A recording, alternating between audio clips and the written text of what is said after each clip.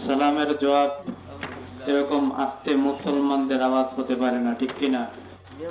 মুসলমানদের আওয়াজ কিরকম হবে? মুসলমানদের আওয়াজ তো হওয়া চাই সিংহের মতো গর্জন, ঠিক কিনা? তাহলে জোরে কি আওয়াজ দেওয়া যাবে? আসসালামু আলাইকুম ওয়া রাহমাতুল্লাহি ওয়া বারাকাতুহু। ওয়া আলাইকুম আসসালাম ওয়া রাহমাতুল্লাহি ওয়া বারাকাতুহু। আলহামদুলিল্লাহ, আল্লাহ পাকের লাখ কোটি শুকর যে আল্লাহ পাক রব্বুল আলামিন আমাকে আপনাকে জান্নাতের বাগান জালিসুর রহমানে আসার বসার তৌফিক দান করেছেন। এই কারণে সকলের দিল থেকে শুকরিয়া জ্ঞাপন করি আলহামদুলিল্লাহ। আজকে এই মাহফিল হওয়াতে আপনারা খুশি না বেজার? খুশি। আর একটু জোরে আওয়াজ দিয়ে বলেন, খুশি না বেজার? খুশি। আচ্ছা বলেন তো, কেউ যদি কোনো কিছুতে খুশি হয় এই আস্তে আওয়াজ দেয়? না। কেউ যদি ইলেকশনে জিতে যায় এরকম আস্তে আওয়াজ দেয়? কেমন আওয়াজ দেয়? যে আওয়াজে প্রায় এলাকার মধ্যে ফাটাফাটি হয়ে যায়, ঠিক কিনা? তো আমাদের ইমানের আওয়াজ আজকে আস্তে কেন? ইমানের আওয়াজ তো তার চেয়ে তো বেশি হওয়া উচিত, ঠিক না? তাহলে ইমানের আওয়াজ আমাদেরকে জুড়ে দিতে হবে, ঠিক না? আজকে আমাদের ইমানের আওয়াজ এরকম আস্তে বিদায় আমাদের দেশের মধ্যে জালিম সংখ্যা বেশি বেড়ে গেছে, ঠিক কিনা? এই জালিম কেমনে কমাতে হবে? নাস্তিকদেরকে কেমনে কমাতে হবে? আমাদের আওয়াজটাকে জোরে বাড়াতে হবে, ঠিক কিনা? আমাদের আওয়াজ যদি আমরা জোরে বাড়ায় দেই, দেখা যাবে আমাদের দেশে নাস্তিক পালানোর কোনো জায়গা পাবে না, ঠিক না? তাহলে আমরা আওয়াজ বাড়াবো তো ইনশাআল্লাহ। প্রিয় মুসলমান, আমাদেরকে সৃষ্টি করেছেন কে? জোরে বলেন, কে?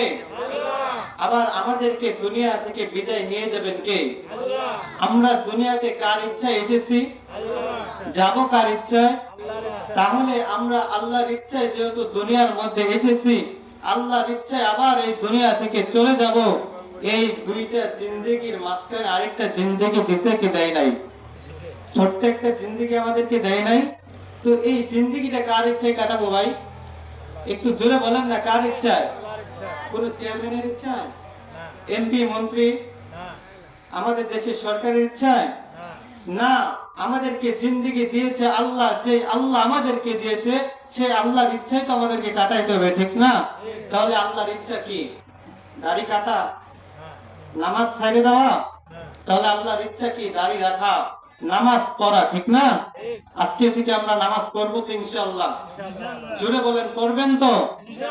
প্রিয় মুসলমান, আমাদের ঈমান কেমন, সাহাবায়ে কেরামদের ঈমান কেমন এবার একটু শুনেন। হযরতে খাব্বাব রাদিয়াল্লাহু তাআলা আনহু, সবাই নাম শুনছেন? একজন সাহাবী ছিলেন। কেমন সাহাবী ছিলেন? সামান্য কোন সাহাবী ছিলেন না।